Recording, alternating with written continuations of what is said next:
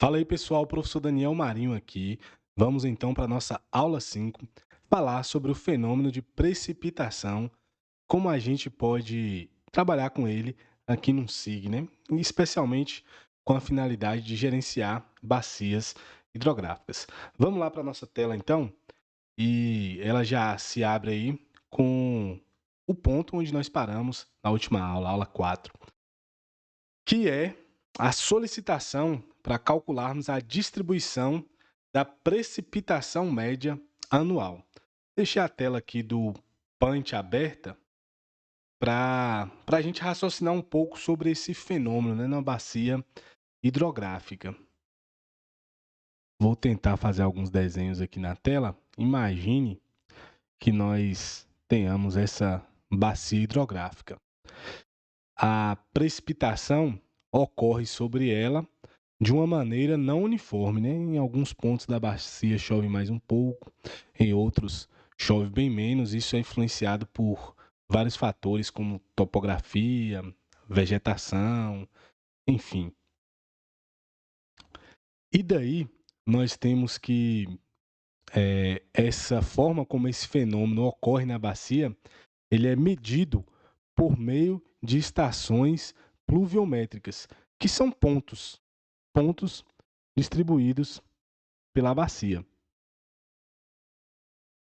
Algumas partes da bacia, inclusive, são influenciadas, né, ou estão mais próximas a pontos fora dessa bacia. Então, talvez essas estações, que são pontos fora da bacia, sejam mais interessantes, inclusive, para representar a precipitação ali próxima a esse local. Então, para tentar entender como esse fenômeno, que ocorre de maneira não uniforme, que é medido de maneira pontual, se distribui pela bacia inteira, nós precisamos realizar um processo chamado de interpolação, que é fazer esses dados que são pontuais se transformarem em dados contínuos. Então, o que a gente já percebeu aqui do que a gente precisa, né? Estações pluviométricas. E, no nosso caso, a pergunta solicita a precipitação média. Eu acrescentei aqui precipitação média anual, né, porque vai ser um dado aí mais fácil para vocês trabalharem. Então, nós vamos precisar de estações pluviométricas dentro da nossa bacia e também ao redor dela, não é isso? E eu já mostrei para vocês que essas estações pluviométricas, elas podem ser encontradas aqui no nosso portal Hidroweb. A gente já comentou na sala de aula, né, sobre esse portal, que ele contém aqui séries históricas. A gente pode selecionar aqui estações do tipo pluviométricas, que vão medir chuva, e daí a gente pode selecionar, procurar pela bacia. Vocês vão ter que encontrar uma maneira aqui apropriada de fazer isso. O que eu fiz para este exercício foi selecionar pela região, que é a região do Atlântico Leste, e a gente vai trabalhar com duas bacias do Rio de Contas. Então aqui eu fiz uma filtragem, uma consulta pelo Rio de Contas, né, coloquei aqui para mostrar 100 estações por página, e daí eu fui lendo essa lista aqui de, de estações que apareceu e pensando em quais estações eram próximas da bacia que a gente vai trabalhar, certo? E eu identifiquei algumas estações, e é interessante lembrar que nós temos a recomendação da Comunidade Meteorológica Internacional de que sejam utilizados pelo menos 30 anos de dados sem falhas para fazer um cálculo como esse que a gente quer obter, né? Então, o que vocês vão perceber é que muitas dessas estações aqui, elas já pararam de monitorar a chuva, elas estão inativas e, além disso, muitas têm falhas. E, além disso, muitas nem estão próximas aqui, né, do nosso local de interesse. Então, essa é uma parte bem exploratória aqui do nosso exercício que requer realmente bastante atenção de vocês. Essa é a má notícia. A boa notícia é que, depois de feito isso, Apenas o item 7 vai ser um item assim que vai requerer um trabalho assim desse nível também de exercício. Os demais podem ser feitos aqui praticamente por, por consulta a dados que já estão prontos, certo? Vamos continuar falando aqui do nosso assunto.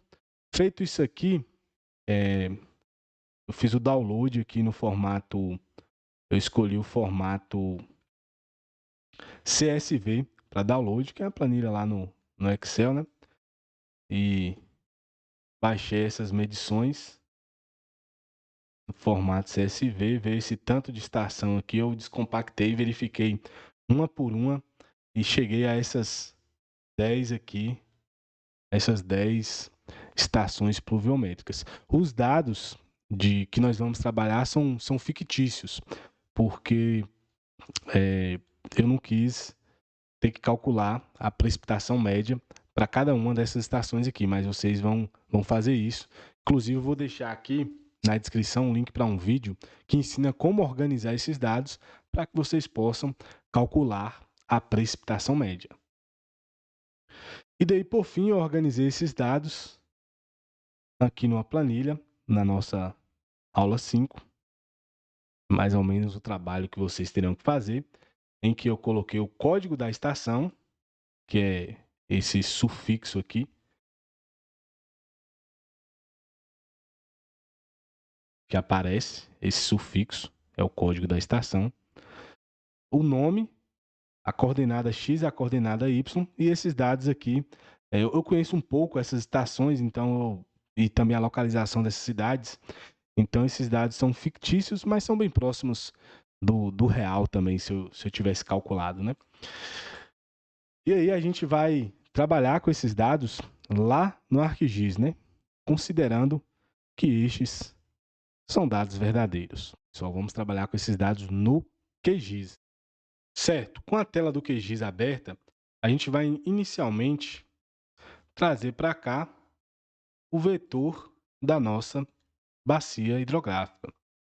Dessa vez, a gente vai trabalhar com a bacia hidrográfica do rio Brumado e do rio Gavião. Vamos trazer também o arquivo no tipo CSV, que é um texto delimitado que nós criamos. Vamos buscá-lo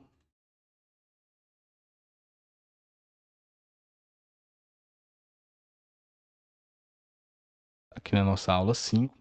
E aqui precisamos fazer algumas configurações nesse arquivo, pessoal. Talvez o de vocês, quando vocês arrumarem a planilha dessa forma, ela não se organize assim já de início. Isso é porque eu já fiz essas configurações. A primeira é aqui no formato do arquivo. A gente tem que dizer que ele é delimitador personalizado, tabulação, clique em tabulação, ponto e vírgula. E também as opções aqui de gravações e campos. Vamos deixar aqui 0, separador decimal é a vírgula, primeiro registro tem nomes de campos, que é para o QGIS entender, né, que é a nossa primeira linha lá, é o título. E, por fim, vamos definir que esse arquivo é um arquivo geométrico de coordenadas de pontos, que essa coluna aqui com o nome X representa o campo X, essa coluna com o título Y representa o campo Y de latitude. E essas configurações aqui feitas, podemos adicionar, veja que os pontos foram adicionados aqui ao nosso mapa também, e esses pontos representam as nossas estações. Eu vou mudar aqui a simbologia, colocar azul, só para a gente identificar melhor, né? Veja que aconteceu justamente aquilo que eu comentei, né? Eu selecionei estações que elas estão dentro das nossas bacias, mas também tem estações fora. Talvez essas estações que, embora estejam fora da bacia, elas ajudem a explicar aqui o fenômeno de precipitação melhor do que as estações que estão mais longe dessa localização, embora esteja dentro da bacia, né? Mas a gente já comentou que a precipitação é influenciado aí por outros fatores e não só proximidade, certo? Vamos utilizar aqui um interpolador chamado IDW, mas eu indico que vocês, ao trabalharem mais com isso, fazendo pesquisas mais profundas, não achem que utilizar esse interpolador é sempre uma regra. Consultem a literatura, né, para ver qual o melhor interpolador para lidar com o tipo de dados que vocês estão utilizando. E, inclusive, tem artigos, né, que comparam esses interpoladores.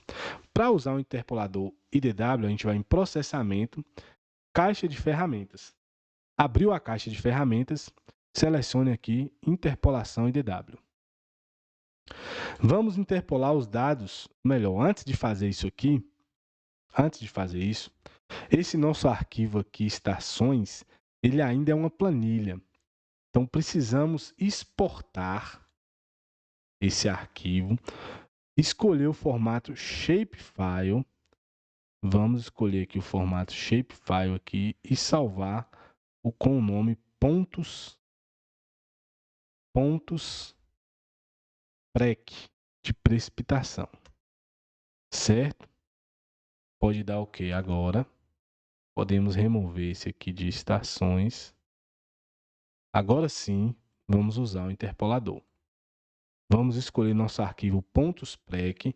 A coluna que queremos interpolar é a precipitação. Adiciona. Não vamos mexer aqui nessa distância para coeficiente P, não vamos mexer nisso nesse momento. Vamos definir que a extensão é toda a extensão das bacias, e aí ele vai dizer, né, quais os limites dessa nossa interpolação. E um pixel de 0,10 eu já testei que ele fica um pixel muito grande. Então vamos colocar um pixel de 0,001. Eu já fiz o teste aqui e vi que funciona bem esse pixel, né? Se a gente colocar um pixel menor ainda, o processamento talvez fique muito lento e não seja tão necessário, né? Esse valor de pixel para a minha bacia foi interessante. Agora eu posso executar o processo. O processo foi executado e temos aqui uma interpolação dos nossos dados. Vou jogar a bacia aqui para cima e os pontos também e vou mexer na simbologia da bacia, né? Colocar aqui essa simbologia outline e aí a gente consegue ver um pouco como esse fenômeno está acontecendo, mas talvez essa não seja a melhor maneira, né? A melhor cor, o melhor jeito de mostrar precipitação. Então vamos aqui no nosso arquivo interpolado, nas propriedades dele e na simbologia dele também, né? Troquem aqui de banda simples cinza para banda simples falsa cor. E escolham aqui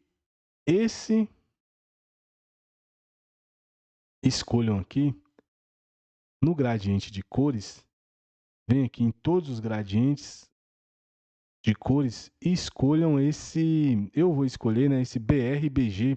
Escolham aí também, BRBG, e pode dar OK. Acho que assim é um jeito melhor, né, de representar a precipitação. Dá para entender que aqui na bacia, vou abrir aqui para que vocês vejam melhor, né? Os valores mais chegados ao marrom escuro são os menores valores de precipitação. Enquanto os chegados mais aqui ao verde escuro, são os maiores valores de precipitação ou de chuva. Então a gente entende aqui, né, que essa região da bacia é onde ocorre mais precipitação e, de fato, embora esses dados sejam dados fictícios, eu tentei fazê-los parecerem bem aos dados reais. Aqui é a cidade de Vitória da Conquista e aqui Aracatu. Essas duas cidades ocorre um fenômeno, embora Aracatu, por exemplo, esteja na Caatinga e Vitória da Conquista tem uma parte que seja Caatinga, mas aqui ocorre um fenômeno chamado chuva orográfica, que contribui para que aqui haja maiores índices realmente de precipitação, visto que essas cidades estão numa cota bem alta. Enquanto que Anagé e essas outras cidades aqui dentro da bacia mesmo possuem realmente menores índices de precipitação. Então veja como é interessante olhar e planejar uma bacia a partir de saber onde chove mais, onde chove menos, né? Desse jeito, num plano de recursos hídricos, por exemplo, o planejador pode tentar entender onde vão ser alocadas obras hidráulicas para melhorar as condições dos moradores dessa bacia. Beleza, pessoal? Deixa o like aí no vídeo, comenta aqui embaixo alguma dúvida que você ficou desse vídeo. Eu farei de tudo para responder vocês.